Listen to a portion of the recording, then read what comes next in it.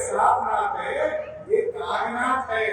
तो सापनाथ नागनाथ के पास गया और नागनाथ को कहा मैं भी तुम्हारी प्रजाति मेरी प्रजाति है, हमने घोटाला किया है, ये भारतीय प्रजा को मालूम नहीं होना चाहिए। तो फिर आरएसएस वाले बोले हमको फायदा क्या है, तुमने घोटाला किया, तुमने मलाई खाया सत्ता का, हमको फायदा क्या है। तो कांग्रेस के लोगों ने कहा हमने 2 बार घोटाला किया, 2 बार घोटाला किया। कांग्रेस के ब्राह्मणों ने बीजेपी के ब्राह्मणों को कहा हमने 2 बार घोटाला किया, तुम भी 2 बार घोटाला करते हैं और हम दोनों समझौता करते हैं। और वो समझौते के बाद 2014 में बीजेपी कांग्रेस के मदद से चुपता आई और 2029 में बीजेपी कांग्रेस के मदद से चुपता आई। तो कांग्रेस और बीजेपी के लोग इकट्ठा करके करे। अभी राहुल गांधी बोलने का कोर्ट ने सजा सुनाई तो उधर महाराष्ट्र में कांग्रेस का एक अखबार है लोकमत, उसमें संपादकीय लेख छपकर आया।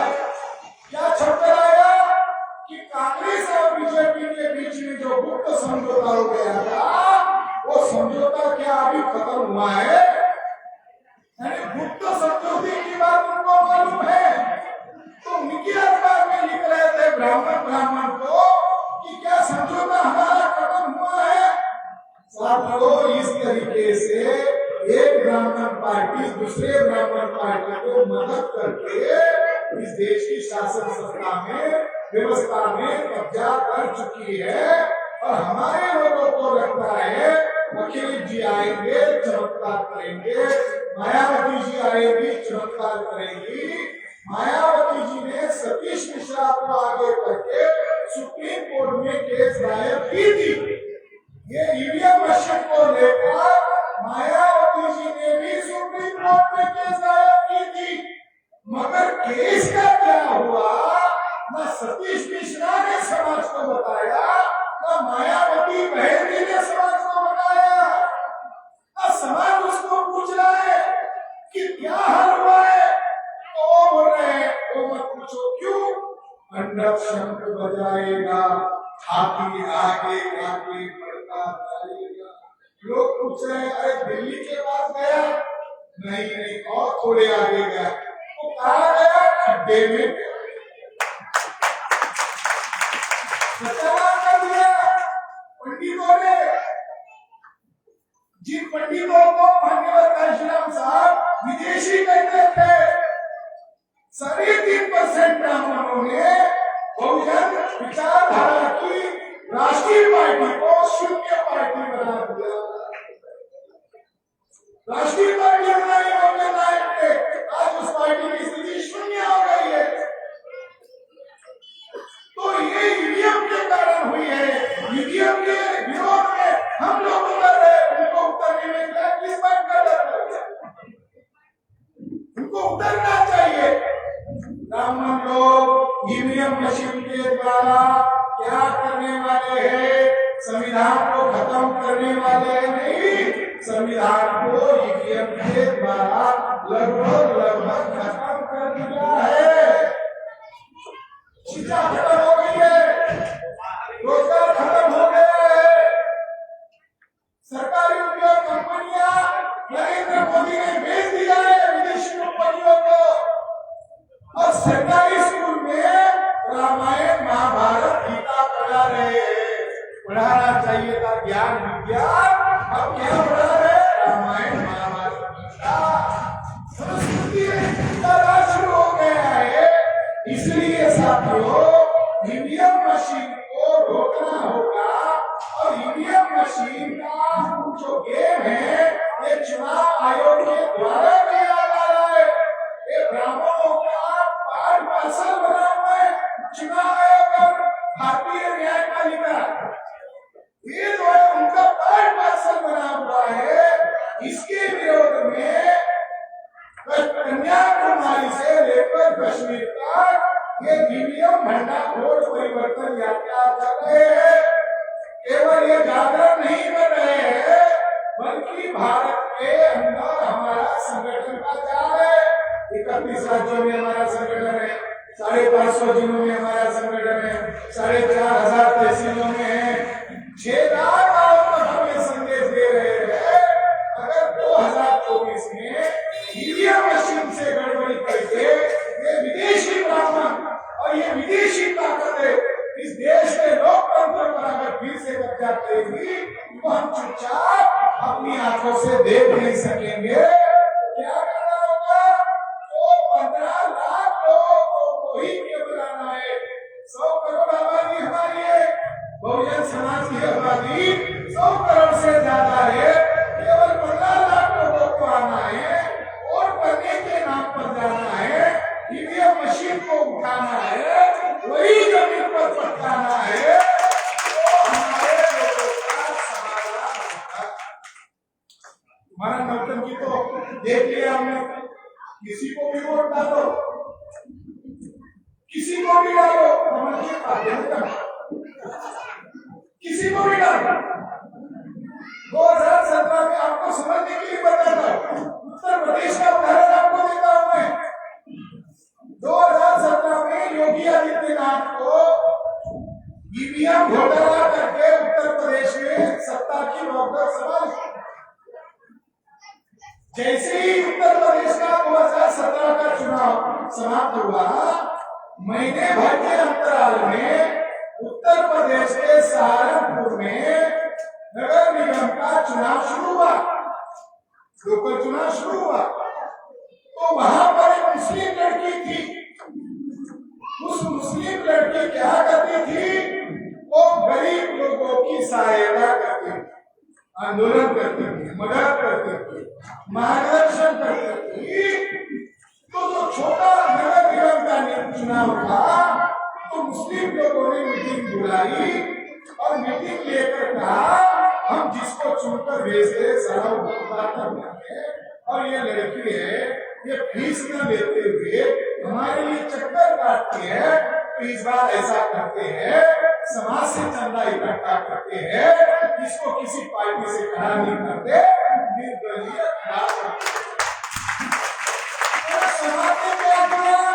एक लड़ाकू लड़की को किसी पार्टी से चुनाव में खड़ा करने की बजाय समाज ने चंदा इकट्ठा करके निर्दलीय खड़ा किया। लोग सुनने के लिए हजारों की तादाद में आते थे और आकर चंदा देते थे, क्योंकि लोग उसके काम को जानते थे। जब चुनाव हुआ वो लड़के हार गया, वो लड़की हार गई। हारने के बाद पत्रकार ने उसको घेर लिया और वो जो चुनाव हारने के बाद दैनिक जागरण तो यहाँ पर पढ़ा जाता है इंडिया में, उसमें उस दिन की खबर थी। उस पत्रकार ने उसको पूछा, मैडम अब आपको कैसा लग रहा है? आपको चुनाव हार गए हो, लोग तो आपको बहुत चाहते थे, मगर समझ में नहीं आ रहा आप चुनाव कैसे हार गए। पत्रकार को भी लग रहा था चुनाव जीतने वाली है। तो उस मुस्लिम लड़की ने कहा, उस दिन की वो सुर्खियां भी, उस लड़की ने कहा, अरे दूसरों का छोड़ो, मेरा अपना खुद का वोट कहाँ गया? ये हाल है सबको, ये हाल है। ईवीएम मशीन केवल आपके वोटों की चोरी नहीं कर रहा है, बल्कि उम्मीदवारों की वोटों की चोरी कर रहा है। इसके लिए आप लोगों को सतर्क होना चाहिए। गली गली में शोर है, धन्यवाद। ईवीएम मशीन चोर है, गली गली में शोर है, ईवीएम मशीन चोर है। चुनाव आयोग गली गली में शोर है, वोट की चोरी ईवीएम से नहीं चलेगी, नहीं चलेगी। वोट की चोरी ईवीएम से, वोट की चोरी ईवीएम से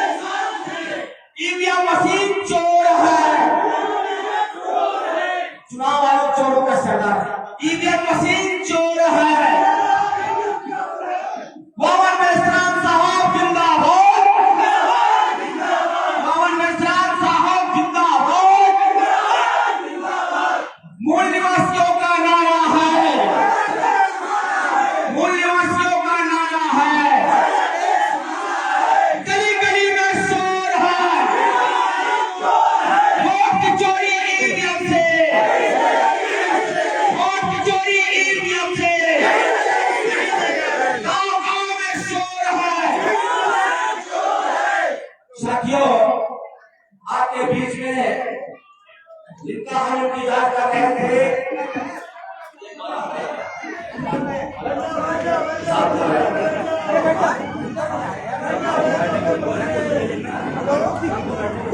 सभी लोग आप लोग बैठ जाइए, अपनी अपनी जगह में बैठ जाइए। आप सभी कार्यकर्ताओं से अनुरोध है कि अपने अपनी कुर्सी में बैठ जाए, अपनी अपनी कुर्सी में बैठ जाए। फोटो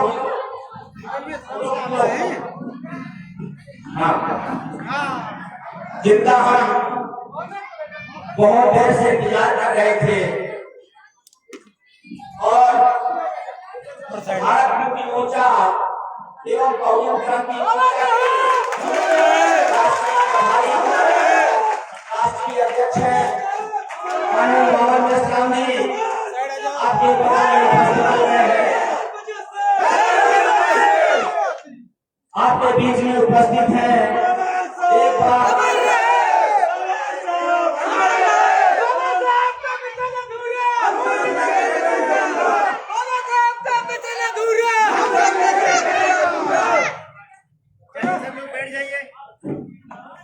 भैया सब लोग आ जाओ इधर।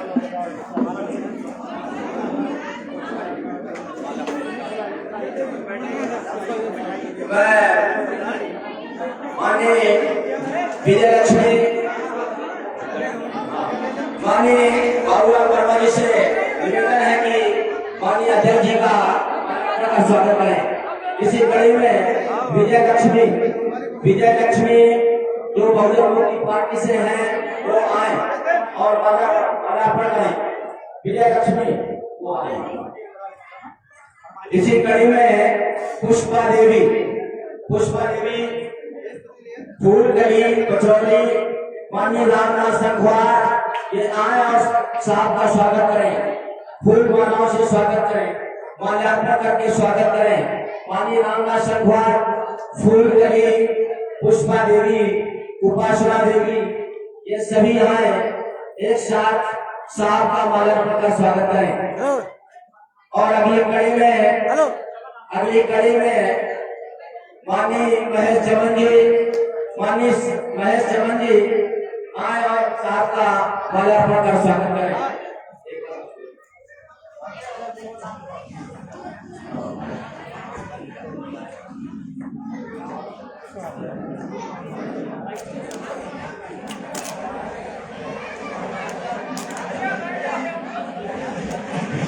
अगली कड़ी में माननीय अलादी जी हैं वो साहब का स्वागत करने के लिए आए।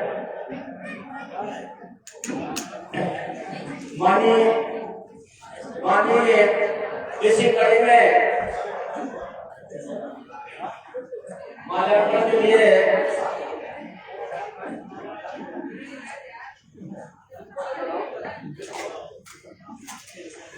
इसी कड़ी में अगले वक्ता के रूप में आप सभी लोगों से निवेदन है कि आप लोग अपनी अपनी जगह बैठ जाएं, और अगले वक्ता के रूप में माननीय चांद मोहम्मद जी जो राष्ट्रीय प्रभारी राष्ट्रीय मुस्लिम मोर्चा से हैं, और मैं उनसे निवेदन करता हूं कि वो आए और अपनी बात रखें। इसके पहले मैं आप सभी से निवेदन करता हूं कि आप लोग अपने अपनी जगह पर बैठ जाएं, आप कैडर्स हैं, समझदार हैं, इधर उधर मत झांके, अपने अपनी कुर्सी में बैठ जाएं, वक्ताओं को सुने। अभी थोड़ी देर में माननीय अध्यक्ष महोदय जी का आगमन तो हो ही गया है, उनके विचारों को भी सुनना है। आप लोग सभी लोग अपनी अपनी कुर्सी में बैठ जाएं।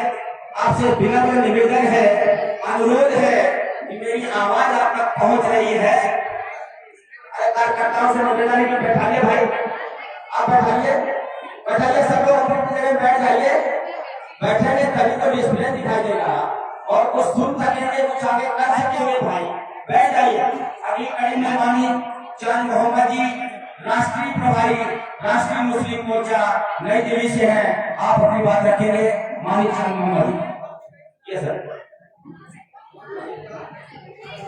बहुत बहुत धन्यवाद साथियों, पूरे देश में मूल निवासी बहुजनों को जागृत करने के लिए और मूल निवासी बहुजनों के संवैधानिक अधिकारों के लिए संघर्ष करने के लिए भारत मुक्ति मोर्चा के राष्ट्रीय अध्यक्ष माननीय मोहन मेहसाब साहब के नेतृत्व में राष्ट्रव्यापी ईवीएम भंडाफोड़ परिवर्तन यात्रा पार्ट 2 की शुरुआत 21 फरवरी 2023 से कन्याकुमारी से इस परिवर्तन यात्रा की शुरुआत की गई। यह परिवर्तन यात्रा आगामी 21 फरवरी 2024 तक यानी साल के 365 दिन भारत के अलग अलग हिस्सों में जाएगी और मूल निवासी बहुजनों को जागृत कर संगठित शक्ति निर्माण करने के लिए और व्यवस्था परिवर्तन के लिए यह आंदोलन निरंतर जारी रहेगा। साथियों, आज यह ईवीएम भंडाफोड़ परिवर्तन यात्रा पार्ट 2 का कारवां आपके उत्तर प्रदेश के हमीरपुर जनपद में पहुंचा। साथियों, इस देश में इलेक्ट्रॉनिक वोटिंग मशीन के जरिए, ईवीएम के जरिए इस देश के नागरिकों को जो मूल अधिकार, अपने अधिकारों को बचाने, अपने अधिकारों को हासिल करने के लिए डॉक्टर बाबा साहब अम्बेडकर ने अथक संघर्ष और प्रयास से ये अधिकार मूल निवासी बहुजनों के लिए हासिल किया। पिछले 2 दशक से लगातार ईवीएम से चुनकर आई हुई सरकारें और इलेक्ट्रॉनिक वोटिंग मशीन लाकर कांग्रेस और बीजेपी ने वोट के अधिकार को आज की तारीख में प्रभाव शून्य करने का काम किया। साथियों, इसलिए इस देश में इलेक्ट्रॉनिक वोटिंग मशीन को आज के तारीख में अगर हम बात करें, दुनिया के जितने विकसित देश हैं और दुनिया के जितने लोकतांत्रिक देश आज के तारीख में हैं, उनमें मात्र भारत सहित 11 देशों में ही इलेक्ट्रॉनिक वोटिंग मशीन का इस्तेमाल किया जाता है। बाकी सभी लोकतांत्रिक देशों में आज की तारीख में इलेक्ट्रॉनिक वोटिंग मशीन को बैन कर दिया गया। हमारे देश से सटा हुआ पड़ोसी देश बांग्लादेश है। बांग्लादेश ने भी 6 अप्रैल 2023 को इस बात को स्वीकार करते हुए इलेक्ट्रॉनिक वोटिंग मशीन से फ्री, फेयर और ट्रांसपेरेंट तरीके से चुनाव संभव नहीं है, इस आधार पर मानते हुए इलेक्ट्रॉनिक वोटिंग मशीन को बांग्लादेश में भी अपने देश में पाबंदी लगाई। तो इस देश के मूल निवासी बहुजनों को वोट के अधिकार से वंचित करने, वोट के अधिकार को प्रभाव शून्य करने के लिए कांग्रेस बीजेपी के लोगों ने ईवीएम लाया। ईवीएम के संदर्भ में हम इस बात को समझ सकते हैं, जब बहुजन नायक माननीय काशीराम साहब और वामपंथ के आंदोलन से समाज के अंदर जब जागृति बड़े पैमाने पर बढ़ने लगी और बहुजन नायक माननीय काशीराम साहब ने नारा दिया कि वोट हमारा, राज तुम्हारा, नहीं चलेगा, नहीं चलेगा, तो 3.5% मनुवादियों की हकीकत खड़ी हो गई,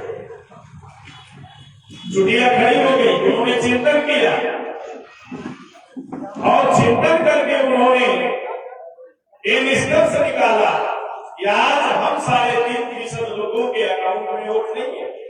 और डेमोक्रेसी में, लोकतंत्र में, जिसके खाते में नंबर ऑफ वोट होते हैं यानी वोट ज्यादा होते हैं, वही शासक होता है। 3.5% लोगों के अकाउंट में उतने वोट निकलते नाराज है कि वो गांव के वार्ड मेंबर भी बन पाए, सदस्य भी बन पाए और वही भविष्य में हो, उनकी संख्या ही 3.5% है। तो जिसके पाकिट में नोट नहीं होगा वो नोट की चोरी करेगा, जिसके अकाउंट में वोट नहीं होगा, जिसके समाज के पास वोट नहीं होगा, वोट की ताकत नहीं होगी, वो वोट पर वोट की चोरी करेगा। आज के तारीख में ईवीएम के जरिए मूल निवासी बहुजनों के वोट पर डाका डाला जा रहा है, चोरी की जा रही है और यह भारत का सुप्रीम कोर्ट भी इस बात को स्वीकार किया और जजमेंट दिया 8 अक्टूबर 2013 को। हमें फख्र है मान्यवर कांग्रेस राम साहब के नेतृत्व में आज एक ऐसी संगठित शक्ति मूल निवासी बहुजनों के बीच में लगातार तैयार हुई और मान्यवर कांग्रेस राम साहब के 48 सालों के संघर्ष की वजह से भारत में एक ऐसी संगठित शक्ति तैयार हुई जिस आरएसएस के लोगों के जरिए देश के संवैधानिक संस्थाओं पर कब्जा किया गया और देश के मूल निवासी बहुजनों के अधिकारों को लगातार समाप्त करने की कोशिश की गई। उसके ही घर में उसके हेडक्वार्टर का 6 अक्टूबर 2022 को मान्यवर कांग्रेस राम साहब ने 3.5 लाख से अधिक लोगों के साथ घेराव किया और जब घेराव किया तो मोहन भागवत के लोग ताली लगाकर भाग गए। आज तक इतनी बड़ी संगठित शक्ति के जरिए जो इस देश की एकता और अखंडता को, इस देश के संविधान को और इस देश के संवैधानिक अधिकारों को खत्म करने की कोशिश कर रहे हैं, इतनी बड़ी संगठित शक्ति किसी भी संगठन के पास नहीं थी कि जो आरएसएस के हेडक्वार्टर का घेराव कर पाए और आरएसएस के खिलाफ बोल पाए। इसलिए मैं कहा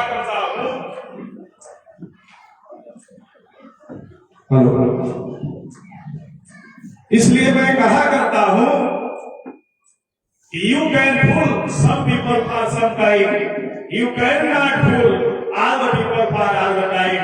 कुछ लोगों को कुछ समय के लिए मूर्ख बनाया जा सकता है, गुमराह किया जा सकता है, लेकिन जब तक मान्यवर वामन राम साहब जैसी शख्सियत हमारे बीच में जिंदा है, इस देश के मूल निवासी बहुजनों को हमेशा के लिए मूर्ख और गुमराह नहीं किया जा सकता। साथियों, ये कारवां अपने मंजिल और मुकाम तक पहुंचने वाला है। इस कारवां का हमें साथ सहयोग करना होगा। उस दौर में गाना लगता था बहुजन नायक मान्यवर काशीराम साहब के दौर में, यह कैसी लाचारी है, यह कैसी लाचारी है। 85 पर 15, 85 पर 15 इसलिए भारी है, उनका समाज जगा हुआ है, जागृत है। उदाहरण के लिए उनका समाज चींटी जैसा है, ये बैठा हुआ समाज हाथी जैसा है। जागती हुई चींटी, जागती हुई चींटी सोए हुए हाथी से ज्यादा ताकतवर होती है। 3.5% माओवादियों का समाज जगा हुआ है और संगठित है, जिसकी वजह से आज 85 पर भारी है। ये बैठा हुआ हाथी जैसा समाज जगा हुआ नहीं है, जागृत नहीं है, संगठित नहीं है, जिसकी वजह से ये 3.5% माओवादी 85% मूल निवासियों पर भारी है। साथियों, इस व्यवस्था को बदलना होगा, हमें संगठित होगा। संगठित होने के लिए अलग से कोई तरीका हमें इस्तेमाल नहीं करने की जरूरत है। महान संत कबीर ने दोहा कहा कि कबीरा कुआं एक है, पानी भरे अनेक। कबीरा कुआं एक है, पानी भरे अनेक, बर्तन बर्तन में भेद है, पानी सब में एक। आज डीएनए ने साबित कर दिया, अभी लोग इस देश के मूल निवासी है, मूल निवासी है। इस बुनियाद पर जिस दिन मूल निवासी जागृत हो जाएगा, उसी दिन 3.5% माओवादियों का अस्तित्व और वजूद भारत से समाप्त हो जाएगा। ये परिवर्तन और बदलाव के लिए माननीय कांग्रेस राम साहब प्रयास कर रहे, कोशिश कर रहे हैं। हमें फख्र है, इतना सच्चा नेतृत्व मिला, न झुकने वाला न डरने वाला। इसलिए मैं एक बात कहा करता हूं कि मेरी नजर में हर वो इंसान मरा हुआ है, मेरी नजर में हर वो इंसान मरा हुआ है जिसके अंदर सच को सच और गलत को गलत कहने की हिम्मत नहीं है।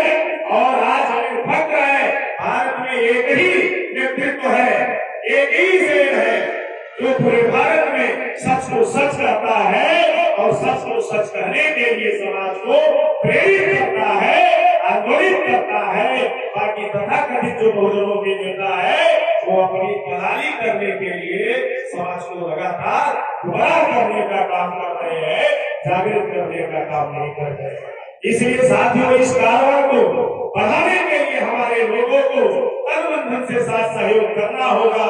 इस आंदोलन को लगातार गतिशील बनाए रखने के लिए हमारे लोगों को तन मन धन से सहयोग करना होगा।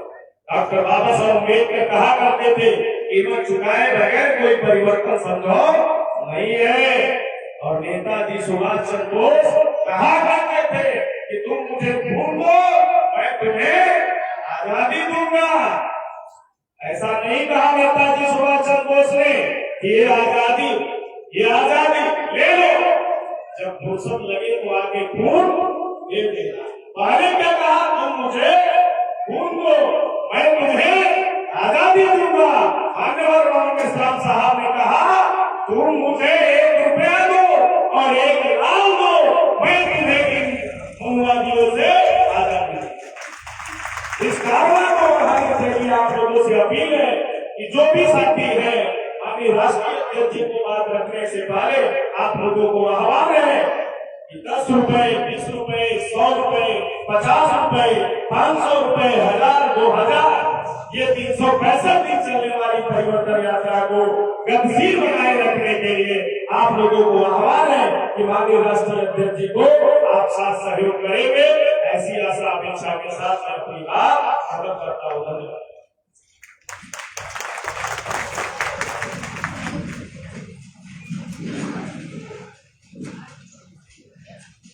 अभी आप माननीय जान मोहम्मद सर, जो राष्ट्रीय प्रभारी राष्ट्रीय मुस्लिम मोर्चा नई दिल्ली से थे, और अगली कड़ी में जिनका हम बहुत देर से इंतजार कर रहे थे, और बहुजन समाज के शख्सियत, बहुजन समाज की पीड़ा,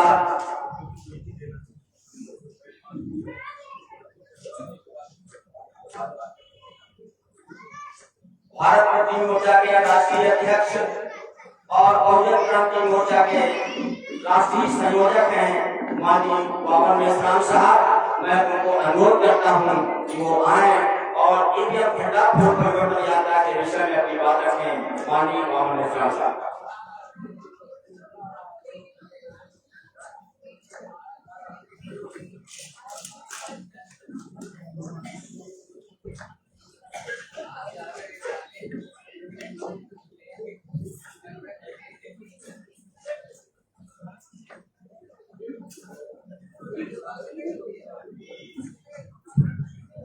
हेलो साथियों, भारत मुक्ति मोर्चा के द्वारा, बहुजन क्रांति मोर्चा के द्वारा ये जो ईवीएम भंडाफोड़ परिवर्तन यात्रा चल रही है, और आज आपके यहाँ आकर पहुंची है, ये परिवर्तन यात्रा कन्याकुमारी से कश्मीर तक चलने वाली यात्रा है। इसके पहले हम लोगों ने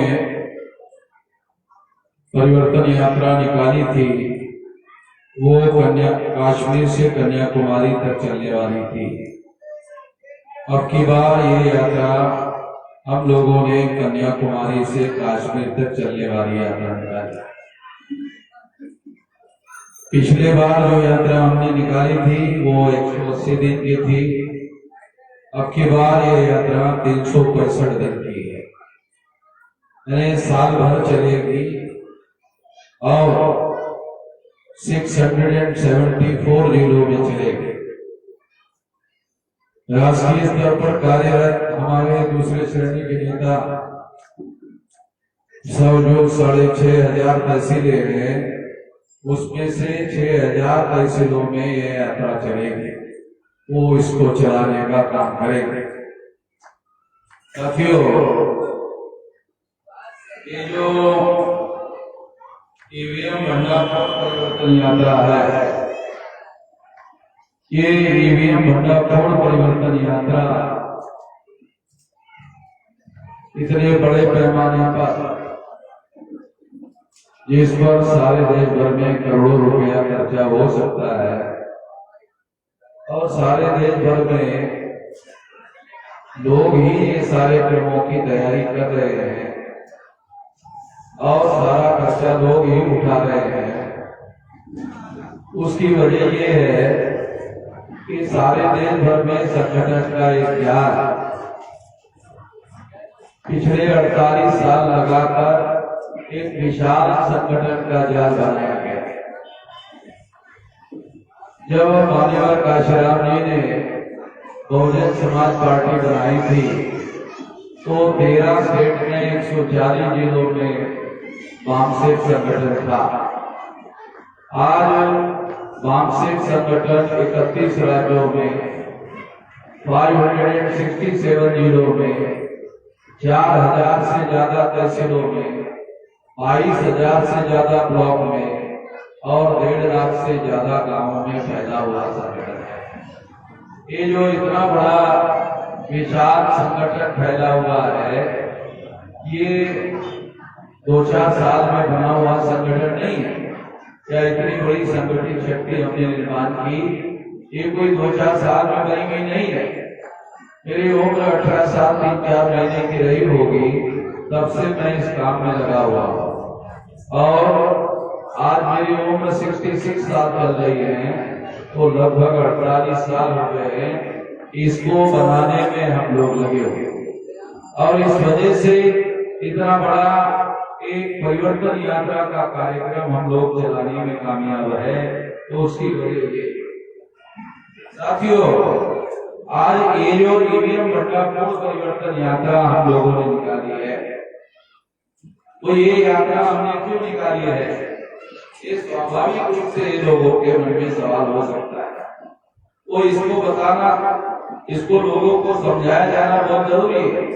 इसलिए मैं ये बात आप लोगों को बताना चाहता हूँ कि ईवीएम भंडारपुर परिवर्तन यात्रा हमने क्यों निकाली। तो 8 अक्टूबर 2013 को सुप्रीम कोर्ट ने ईवीएम मशीन के बारे में ये निर्णय दिया कि ईवीएम मशीन के माध्यम से फ्री, फेयर एंड ट्रांसपेरेंट चुनाव नहीं हो सकता। फ्री का मतलब है भ्रष्टाचार मुक्त चुनाव नहीं हो सकता, फेयर का मतलब है निष्पक्ष नहीं हो सकता, ट्रांसपेरेंट का मतलब है पारदर्शी नहीं हो सकता। ये सुप्रीम कोर्ट ने ये निर्णय दिया, सुप्रीम कोर्ट का यह कहना है, हम अपने मन से नहीं कह रहे हैं। ये सुप्रीम कोर्ट के द्वारा कहा गया है, ये सुप्रीम कोर्ट के द्वारा दिया हुआ निर्णय। अगर सुप्रीम कोर्ट ने ये निर्णय दिया तो आप लोगों को ये मालूम होना चाहिए कि सुप्रीम कोर्ट भारत के संविधान के अनुसार बनाई हुई भारत की सबसे बड़ी अदालत है और भारत के सबसे बड़ी अदालत ने ये कहा कि ईवीएम मशीन के द्वारा भ्रष्टाचार मुक्त चुनाव नहीं हो सकता, निष्पक्ष चुनाव नहीं हो सकता, पारदर्शी चुनाव नहीं हो सकता। ये सुप्रीम कोर्ट ने कहा। दूसरी बात कि इतना बड़ा निर्णय सुप्रीम कोर्ट ने दिया, वो इतना बड़ा निर्णय दिया तो फिर आप लोगों को मालूम क्यों नहीं हुआ। 8 अक्टूबर 2013 को निर्णय दिया, अभी 23 चल रहा है, 10 साल हो गए। आप लोगों को 10 साल हो गए ये निर्णय को और आपको मालूम नहीं। क्यों मालूम नहीं है? क्योंकि इस देश के मीडिया ने, अखबार वालों ने, चैनल वालों ने इस खबर को छापा।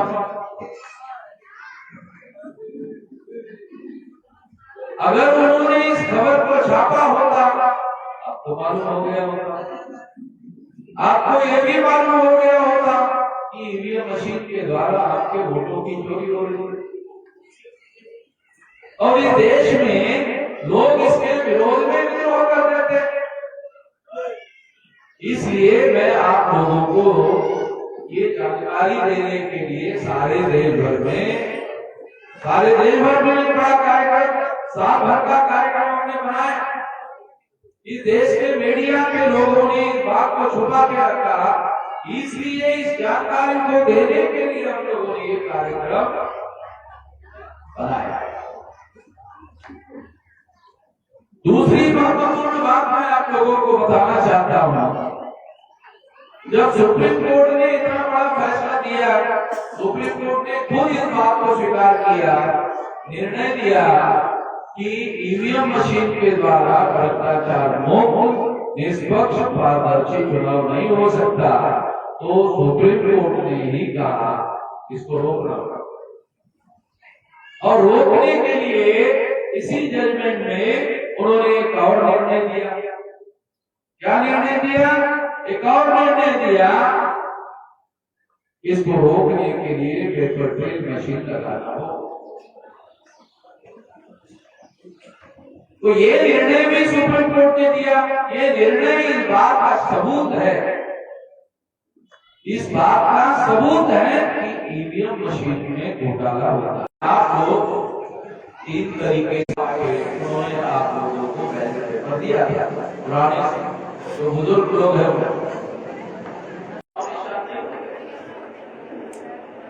मैं भी बोल रहा हूँ आपको समझाने के लिए, आपको उदाहरण देकर बात को समझाने के लिए, ताकि बात आपको समझ में आ जाए। मुझे समझ में आई है, आपको भी समझ में आना चाहिए। तोड़ दे चलो इस बार से तोड़ दे। तो आप क्या करते थे कि जो मुद्दे का चुनाव निशान है वहां पर एक और लगाते फिर देखते थे और बनने के बाद में क्या करते थे, इस तरह से फोल्ड करते थे, इस तरह से फोल्ड करते थे, फिर छोटा फोल्ड करते और फिर बैलेट बॉक्स में डाल देते थे। तो बैलेट बॉक्स में डालने के बाद आप ये मान लेते थे कि वोट हो गया, आपने जिसको वोट देना था वो आपने वोट दे दिया। बैलेट पेपर के माध्यम से इस तरह से वोट होता। अब क्या हो गया? अब ईवीएम आ गए। अब क्या हुआ? अब ईवीएम आ गए। आप वोट डालने के लिए आपने पढ़ 2004 में 2009 में आपने ईवीएम पर बटन दबाया तो देखा कुछ दिखाई नहीं दे रहा। आपने जिसको बटन दबाया उस पर ठप्पा लगा हुआ आंखों से दिखना चाहिए, तो दिखाई नहीं दिया। 2004 में 2009 में जो ईवीएम मशीन थी वो दिखाई नहीं दिया कि आपका वोट किसके नाम पर गया, दिखाई नहीं दिया 2004-2009 में। तो आपने देखा कि इधर उधर तो नहीं किया, वोटर जो है चुनाव आयोग का कर्मचारी ने देखा कि ये वोटर कंफ्यूज है, तो आता है और आकर उसको कहता है ओके तेरा वोट जो है तो ओके अच्छा ओके। तो बैलेट पेपर के दौरान वो निश्चित होकर घर में जाता था, मगर ईवीएम आने के बाद जब वोट देता है वो कंफ्यूज रहता है, पता नहीं मेरा वोट किसके। 2004-2009 की मशीन में वो वोटर कंफ्यूज होकर घर में जाता था और जब वो घर में जाता था वो अनिश्चित होकर जाता था। अगर उसका वोट तो ईवीएम मशीन में चला जाता था। अब इसमें ईवीएम मशीन के वोट में और बैलेट पेपर के वोट में क्या फर्क है? देखो बैलेट पेपर का वोट आंखों से दिखता है, बैलेट पेपर का वोट आंखों से दिखता है। इसकी साइज है, इसका वजन है, इसका फिजिकल एविडेंस है, भौतिक सबूत है, दिखता है। इलेक्ट्रॉनिक वोटिंग मशीन का वोट ईवीएम में जमा होता है, आंखों से दिखाई नहीं देता। पहली बात आप लोगों को समझना है कि ईवीएम मशीन में ये जो बैलेट पेपर का वोट है आंखों से दिखाई देता है, आपने किस पर निशान लगाया वो भी दिखाई देता है। आपको गारंटी होती है आपने जिसको वोट दिया उसी के नाम पर ठप्पा लग गया है। मगर ईवीएम मशीन 2004-2009 में लगी थी, उसमें आपने वोट डाला था मगर आंखों से दिखाई नहीं दिया कि आपका वोट किसके नाम पर जमा हो। जब वो वोट ईवीएम मशीन के अंदर चला जाता है तो उसका केवल फिजिकल एविडेंस होता है, और वो फिजिकल एविडेंस ईवीएम मशीन में केवल इलेक्ट्रॉनिक रिकॉर्ड होता है। और सारी दुनिया में जो इलेक्ट्रॉनिक रिकॉर्ड होता है वो ट्रांसफरेबल होता है। इलेक्ट्रॉनिक रिकॉर्ड ट्रांसफरेबल होता है। ट्रांसफरेबल का क्या मतलब है? आपने जो रिकॉर्ड किया हुआ मैसेज है वो दूसरे के नाम पर ट्रांसफर कर सकते हो। आपको सबूत चाहिए, अभी सबूत देता हूं। मोबाइल इलेक्ट्रॉनिक, इस पे आपने मैसेज टाइप किया कैसे कि मैं लखनऊ के एयरपोर्ट पर हूँ, जतन राम जी, राम नारायण दिल्ली में है, उसको मैसेज है जतन राम नारायण को मैसेज दे रहा है कि राम नारायण मैं लखनऊ के एयरपोर्ट पर बैठा हूँ, थोड़ी देर में फ्लाइट में बैठूंगा और दिल्ली आ रहा हूँ। टर्मिनल 3 में मेरी फ्लाइट आई, मैं दिल्ली को नहीं जानता, पहली बार आ रहा हूँ, आप आ जाइए और मुझे रिसीव करके ले जाइए, मैं आपका आभारी हूँ। ऐसा मैसेज इलेक्ट्रॉनिक इक्विपमेंट पर टाइप किया, टाइप करके राम जगत राम से राम नारायण राम को फिर दिया। आप कभी कभी किसी को मैसेज देते हो तो मैसेज ट्रांसफर होता है नहीं होता? इलेक्ट्रॉनिक रिकॉर्ड ट्रांसफरेबल होता है। ये मैसेज के सबूत के आधार पर आपको बताना। अब जिस तरह से मैसेज इलेक्ट्रॉनिक रिकॉर्ड है, उसी तरह से आपका वोट ईवीएम में जाने के बाद इलेक्ट्रॉनिक रिकॉर्ड, जब आपका वोट ईवीएम में जाता है तो वो इलेक्ट्रॉनिक रिकॉर्ड होता है, क्योंकि कागज तो होता नहीं है, वो इलेक्ट्रॉनिक रिकॉर्ड होता है। और इलेक्ट्रॉनिक रिकॉर्ड के बारे में सारी दुनिया के लोग मानते हैं ट्रांसफरेबल, दूसरे के नाम पर ट्रांसफर किया जा सकता है।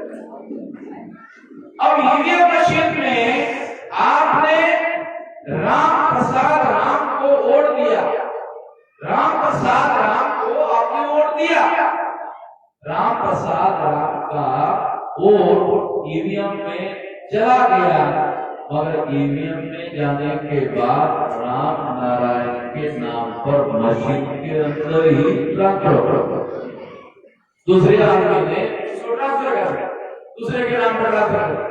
ये सब मशीन के अंदर हो रहा है, ये सब मशीन के अंदर हो रहा है, बाहर हम लोगों को दिखाई नहीं दे रहा है। जब बाहर हमको दिखाई नहीं दे रहा है, मशीन के अंदर ही अंदर हो रहा है, तो स्वाभाविक रूप से क्या होता है कि राम प्रसाद राम जिसको लोगों ने वोट दिया, काउंटिंग होता है, तो काउंटिंग में राम प्रसाद राम चुनाव हार जाता है। राम प्रसाद राम जिलाधिकारी को कहता है मैं कैसे हार गया, नहीं मैं हार नहीं सकता। ये जो पेपर ट्रेल मशीन में कागज का फटा गिर रहा है उसकी गिनती करो। ये तो पेपर ट्रेल मशीन लगाई सुप्रीम कोर्ट ने, ये मैंने आपको बताया, ये सुप्रीम कोर्ट के लगाई है। तो जब आप वोट डालते हो ईवीएम मशीन में तो दो जगह आपका वोट रिकॉर्ड होता है, एक ईवीएम मशीन में रिकॉर्ड होता है और एक जो है पेपर ट्रेल में रिकॉर्ड होता है। ईवीएम मशीन में इलेक्ट्रॉनिक रिकॉर्ड होता है, पेपर ट्रेल मशीन में बाहर कागज का टुकड़ा 7 सेकंड रुकता है। ये 2014 से हो रहा है, 7 सेकंड रुकता है, आंखों से दिखता है और दिखने के बाद में 7 सेकंड में कट कर बैलेट बॉक्स में गिर जाता है। ये 2014 से हो रहा है। तो ये पेपर ट्रेल मशीन, ये जो पेपर ट्रेल मशीन है ये 2014 को लगी। तो सुप्रीम क्यों लगी? तो सुप्रीम कोर्ट ने ऑर्डर दिया, ये ऑर्डर सुप्रीम कोर्ट ने दिया। इसलिए चुनाव आयोग ने क्या किया? ये मशीन लगा है। अगर चुनाव आयोग को मालूम था ईवीएम मशीन में घोटाला होता है, चुनाव आयोग को क्यों मालूम था ईवीएम में घोटाला होता है? क्योंकि चुनाव आयोग ही मशीन खरीदता है, चुनाव आयोग ही मशीन खरीदता है। वो कंपनी वालों को चुनाव आयोग बनाता है, अब तो मशीन बनानी है, तो कंपनी वाले पूछते हैं कैसे मशीन बनानी है, तो चुनाव आयोग उसको कहता है कि घोटाला करने वाली मशीन बनाना है, वोटों की चोरी करने वाली मशीन बनाना है। तो कंपनी वाले कहते जरा जोर से बोलो, आवाज नहीं आ रही। बाकी 2 नंबर का काम है, ये चोरी चकारी का काम है, ज्यादा जोर से नहीं बोल सकता, दीवारों के भी काम होते हैं, किसी ने सुन लिया तो सारे पकड़े जाएंगे, इसलिए ज्यादा जोर से नहीं बोल सकते। अच्छा, तो आपको चोरी करने वाली मशीन बनानी है, ज्यादा पैसा। तो चुनाव आयोग कहता जरा जोर से बोलो, आवाज नहीं आ रहा। बाकी ज्यादा पैसे की बात है, मैं भी ज्यादा जोर से बोल सकता, क्योंकि तुम्हारी मशीन चोरी करने वाली बनानी है, तो सारी चोरी की टेक्नोलॉजी लानी पड़ेगी। वैसे मैं ईमानदारी की मशीन दे सकता हूँ सस्ती, सस्ती नहीं दे, हमको घोटाला करने वाली चाहे महंगी हो। क्यों? जनता का टैक्स है, हमारी जेब से थोड़ी पैसा है, जनता के लोग टैक्स देते हैं, जनता का टैक्स सरकार के पास जमा होता है। अब आप लोगों को शायद पता नहीं, टैक्स के बारे में थोड़ा बता देता हूँ। क्या आप लोगों को पता है कि नमक खाते हो, नमक पर टैक्स लगा? गरीब से गरीब आदमी जो है, मान लो कभी सब्जी नहीं खाई तो नमक के साथ रोटी खाता है, तो नमक के साथ रोटी खाने वाला आदमी वो भी टैक्स पे करता है। तो गरीब से गरीब आदमी भारत सरकार पर टैक्स नहीं लगाएगा।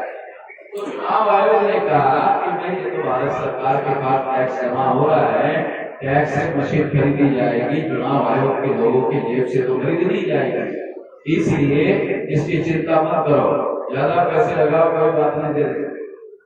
तो चुनाव आयोग ने क्या किया? चुनाव आयोग ने चोरी पकड़ने वाली जो मशीन है 0.33% लगा, आधा % नहीं लगा। सुप्रीम कोर्ट ने चोरी पकड़ने वाली मशीन लगाने का आदेश दिया, मगर चुनाव आयोग ने 0.33% लगाया, कम से कम लगाया, चोरी पकड़ी ना जाए।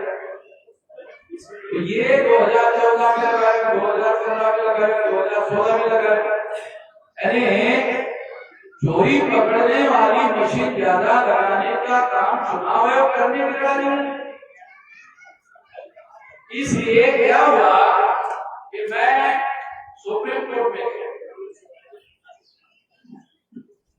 जब चुनाव आयोग ने सुप्रीम कोर्ट के आदेश को नहीं माना, तो मैं सुप्रीम कोर्ट में गया, और सुप्रीम कोर्ट में जाकर जज साहब ने कहा कि जज साहब आपने आदेश दिया था चोरी पकड़ने वाली मशीन लगाई जाए, चुनाव आयोग लगा नहीं, तो इसलिए मैं आपके पास आया।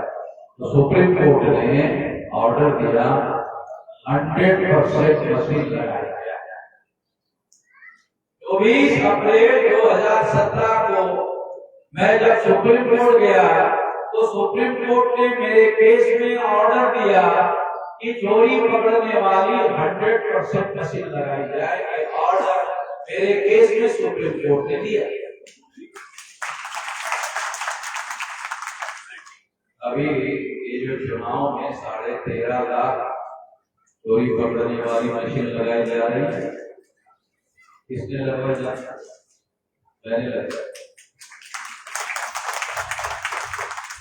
सारे देश भर में, आपके यहाँ पर नहीं, सारे देश भर में जो चोरी पकड़ने वाली मशीन लगाई गई है 13.5 लाख, वो ये है सुप्रीम कोर्ट का ऑर्डर जिसके द्वारा लगाई गई। जब ये ऑर्डर दिया, ये ऑर्डर है 24 अप्रैल 2017, उस समय नरेंद्र मोदी प्रधानमंत्री था। नरेंद्र मोदी प्रधानमंत्री कैसे हुआ था? 2004-2009 में कांग्रेस ने ईवीएम में घोटाला करके चुनाव जीता। आरएसएस और भाजपा के लोगों ने घोटाला पकड़ा, तो आरएसएस और भाजपा के लोगों ने कहा कि जनता को, सारे देश के लोगों को बता देंगे। कांग्रेस ने कहा बताना ठीक नहीं रहेगा, सारे देश के लोगों को बताया। अडवाणी ने कहा कि रथ यात्रा निकाल कर बताता। कांग्रेस ने कहा ऐसा करो, 2 बार हमने घोटाला करके चुनाव जीता, तो क्यों लोगे? 2 बार हमने 4 में और 9 में हमने घोटाला करके चुनाव जीता, 2014 में तुम घोटाला करके चुनाव जीते। भाजपा के और आरएसएस के लोगों को कांग्रेस ने कहा, तो भाजपा और आरएसएस के लोगों ने कांग्रेस को क्या कहा? हमने 2 बार घोटाला करके चुनाव जीता, हमको कई बार घोटाला करके चुनाव जीतने के लिए बोलते, ये बराबरी की बात नहीं है। तो कांग्रेस ने आरएसएस भाजपा को कहा तुमने 2 बार घोटाला तुमने 2 बार घोटाला किया, तो हमको भी 2 बार का मौका देना चाहिए, बराबरी होनी चाहिए। ओके, ठीक है। तो 2017 में जब ये सुप्रीम कोर्ट ने निर्णय दिया, तब नरेंद्र मोदी प्रधानमंत्री घोटाले से बना हुआ प्रधानमंत्री था। नरेंद्र मोदी घोटाले से बना हुआ प्रधानमंत्री था।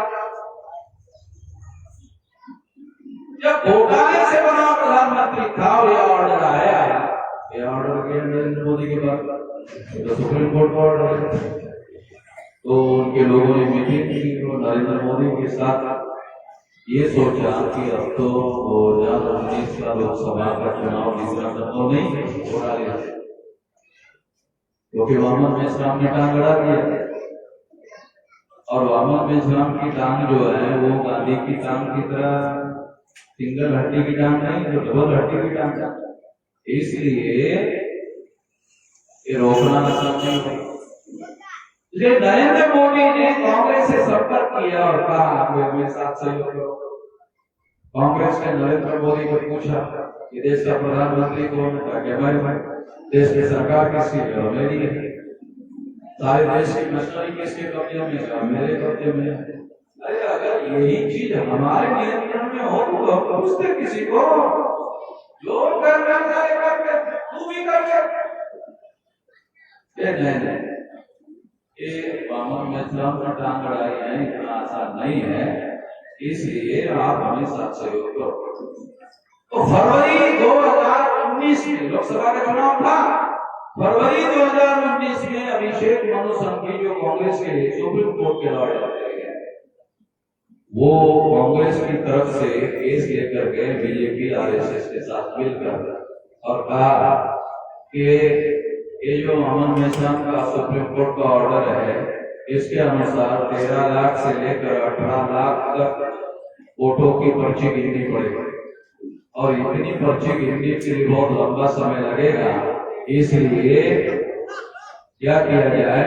इसलिए मिलान के ईवीएम के 100% वोट है तो 50% पेपर ट्रेल का मिलान करा, एक गिनती मत करा, मिलान करा। ये केस लेकर गए और ये केस लेकर जाने के लिए बीजेपी आरएसएस के लोगों के साथ मिलकर गए ताकि बीजेपी आरएसएस को मदद किया जाए। जब वो ऐसा करने के लिए गए तो हमारे वकील ने सुप्रीम कोर्ट ने ऑब्जेक्शन लिया कि भाई हमारा तो 100% का ऑर्डर पहले से, आप 50% की बात कर रहे हो, हमारा तो पहले से 100% है। जब 100% का ऑर्डर हमारे पास है तो तुम हम 50% की मांग कैसे कर रहे हो? मगर चीफ जस्टिस रंजन गोगोई थे, उन्होंने इस बात को नहीं सुना। क्यों नहीं सुना? क्योंकि एक औरत ने उसके ऊपर आरोप लगाया था कि इसने मेरा विनय भंग किया। तो इसलिए दूसरे नंबर का जस्टिस शरद बोबड़े, जिसका दादा आरएसएस के वकील विंग का संस्थापक अध्यक्ष था, उसका पोता सुप्रीम कोर्ट में दूसरे नंबर का जज हो, और बाद में चीफ जस्टिस हो गया रंजन गोगोई की बात। उसकी अध्यक्षता में 7 जज का बेंच बैठा और 7 जज की बेंच ने निर्णय दिया कि जस्टिस गोगोई निर्दोष है। फिर जस्टिस पटनायक की अध्यक्षता में उस औरत की जांच शुरू की। जस्टिस पटनायक ने उस औरत को भी निर्दोष छोड़ दिया। अगर जस्टिस गोगोई निर्दोष है तो जिस औरत ने झूठा आरोप लगाया, अगर झूठा आरोप लगाया तो उसको दंड या सजा होना चाहिए था, मगर उस औरत को भी निर्दोष छोड़ दिया। तो मुझे ये बात समझ में आई कि ये सारा का सारा बनाव किया जा रहा है। ये बनाव क्यों किया जा रहा है? इसके पीछे क्या सोच है? इसके पीछे सोच ये है कि मोहम्मद मेश्राम का ये जो 100% का रिकाउंटिंग का जजमेंट है, उस जजमेंट के आधार पर रिकाउंटिंग नहीं होनी चाहिए, उसको दबाने वाला कोई नया ऑर्डर आना चाहिए। तो 8 अप्रैल 2019 को सुप्रीम कोर्ट ने दूसरा ऑर्डर दिया। दूसरा ऑर्डर क्या था? दूसरा ऑर्डर ये था कि सुप्रीम कोर्ट ने ये कहा कि ये 50% की मांग कर रहे हो विधान की, 50 की नहीं होगी 1%। अब 1% की चोरी पकड़ी है, मेरे पास तो 100% का रिकाउंटिंग का ऑर्डर, तो मेरे ऑर्डर को नीचे दबाने के लिए 1% का दूसरा ऑर्डर दिया गया। अगर मैं चुनाव आयोग के पास जाता, चुनाव आयोग को कहता कि ये मेरे सुप्रीम कोर्ट के ऑर्डर के अनुसार आप रिकाउंट करो 100%, तो वो चुनाव आयोग मुझे कहता कि आपका जजमेंट 2017 का है, ये 8 अप्रैल 2019 का नया जजमेंट है, उसके अनुसार। तो मेरे जजमेंट को नीचे दबाने के लिए ये सारा बनाव किया गया। जब ये सारा बनाव किया गया सारा का सारा बनाव, ये सारी की सारी साजिश की गई, ये सारे डॉक्यूमेंट्री एविडेंस के आधार पर आपको बता रहा, दस्तावेजी सबूतों के आधार पर बता रहा।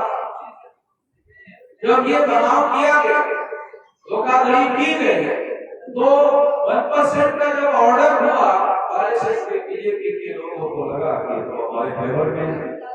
उन्होंने आरएसएस के बीजेपी के विश्व परिषद के लोगों की मीटिंग की, उनके कार्यकर्ताओं को कहा कि जब आप वोट डालने के लिए जाओगे तो एक आदमी एक वोट नहीं डालेगा, एक आदमी का 2 वोट डालो, ताकि हमारे कैंडिडेट ज्यादा से ज्यादा जीत कर आ जाए।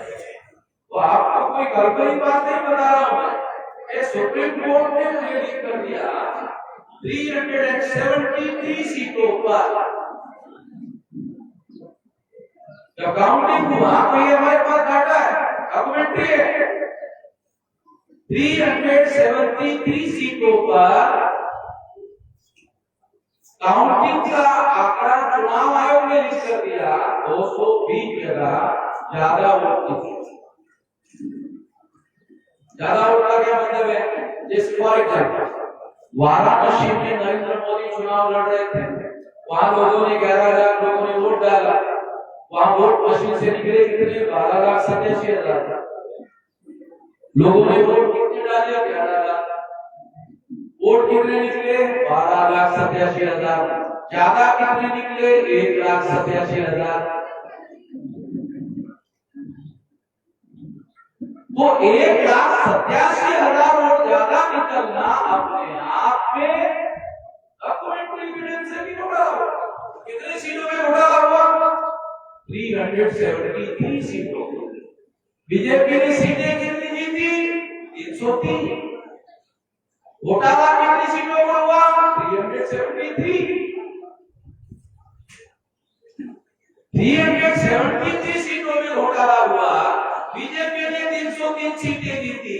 इसका मतलब है बीजेपी ने 100% सीटें घोटाले से जीती। ये चुनाव आयोग ने जो मुझे लिखकर दिया, मैं उसके आधार पर बोल रहा हूँ, काल्पनिक नहीं बोल रहा हूँ। इसलिए तो मैं कहता हूँ कि ईवीएम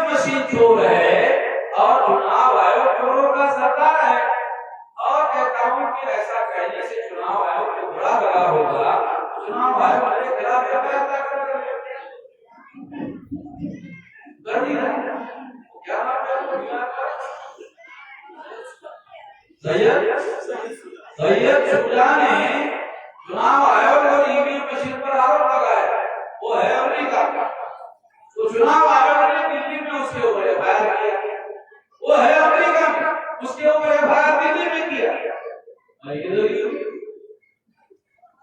मैं अमेरिका में नहीं हूँ, मैं इंग्लैंड में नहीं हूँ, मैं इधर देश में ही हूँ और मुझसे कई ज्यादा गंभीर आरोप चुनाव आयोग पर लगा रहा हूँ। तो चुनाव आयोग मेरे ऊपर एफआईआर दाखिल करना चाहिए ना? नहीं करता। क्यों? उसको मालूम है मोहम्मद निजाम के पास सबूत है, उसके बदमाशी सुधारेगा जाएगा, ले लेके देने पड़ जाएंगे। और इसलिए साथियों, ये इतना भयंकर मामला देश में चल रहा है। अब ये आदमी सुनकर सुन हो जाता है, इतना सारा भयंकर मामला। पहले तो आप लोग जो है वोट डालते थे, विधायक और सांसद चुनते थे। अभी आपका मामला तो खत्म हो गया। आप सांसद और विधायक चुनते थे, अब आपका वोट जा रहा है ईवीएम में। ईवीएम सांसद और विधायक को चुन रहा है। अभी तो वोटर से लोग चुन रहे, ईवीएम चुन रहा है, उसकी मर्जी है, उसको चुन रहा है। आपके इच्छा से अब कोई सांसद विधायक नहीं चुन रहा है। इतना भयानक देश में चल रहा है, उसको रोकना होगा। रोकने के लिए क्या करना होगा? तो सबसे पहले तो आप लोगों को जगाना होगा कि ईवीएम में घोटाला होता है।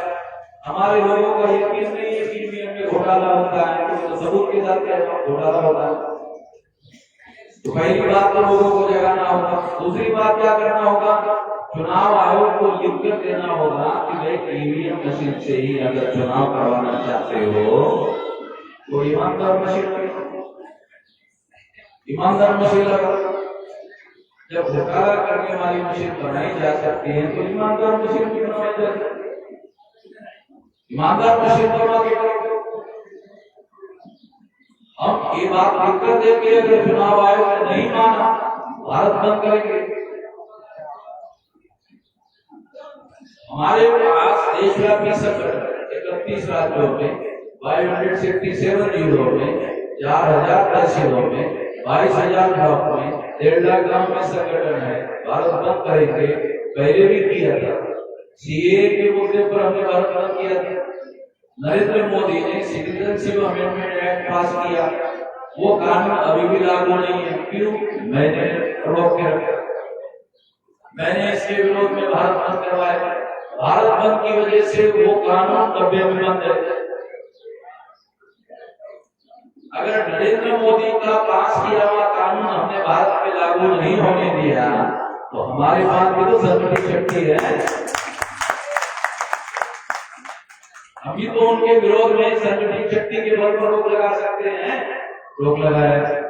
उसी तरह का यदि चुनाव आयोग ने ईमानदार मशीन लगाने का काम नहीं किया तो हम लोग 2024 में ईवीएम मशीन छोड़ेंगे। हमारे वोटों की चोरी ही करना है तो इस मशीन को भी रखेंगे। जो मशीन हमारी किस्मत तोड़ने का काम करेगी उस मशीन को हम नहीं छोड़ेंगे, उस मशीन को फोड़ेंगे। जब मैंने ये बात कही तो हमारे मित्र ने कहा, ये टेलीफोन पर आप लोगों को समझा रहे थे, ठीक है, अगर आप मशीन फोड़ने की बात कर रहे हो तो आपको जेल होगी। तो मैंने उसको कहा, गांधी जी जेल में जाते जाते महान हो गए थे कि छोटे हो गए? तो महान हो गए थे। हम तो सी चोरी करके जेल में जा रहे हैं। हम संविधान को बचाने का काम कर रहे हैं, लोकतंत्र को बचाने का काम कर रहे हैं, देश को बचाने का काम कर रहे हैं। और इसके लिए अगर जेल में जाना पड़े जाएंगे, और जेल में जाना पड़े तो जेल में पुलिस वाले फायर करेंगे तो जज पूछेगा क्यों आपने ऐसा किया, तो बोलेंगे क्यों ऐसा किया, तो हमारे पास डॉक्यूमेंट्री एविडेंस है, उसके आधार पर बोलेंगे। इसलिए साथियों, ये लड़ाई अब बहुत बड़े पैमाने पर देश में लड़ना चाहते हैं। इस लड़ाई में आप सभी लोगों का साथ सहयोग होना चाहिए। तो क्या इस लड़ाई में आप साथ सहयोग करेंगे? तो सभी को सभी कर रहे हैं। नहीं तो मैं सोच रहा था कि जो हाथ खड़ा नहीं करेगा उसको देशद्रोही घोषित करने का सोच रहा था। अगर सारे देशभक्त लोग हैं, इसलिए मैं अभी सभी को देशभक्त घोषित कर देता हूँ कि आप लोग इस लड़ाई में हमारे साथ सहयोग करें। आप मेरी बात ध्यान से सुनिए, इसके लिए आभार, धन्यवाद।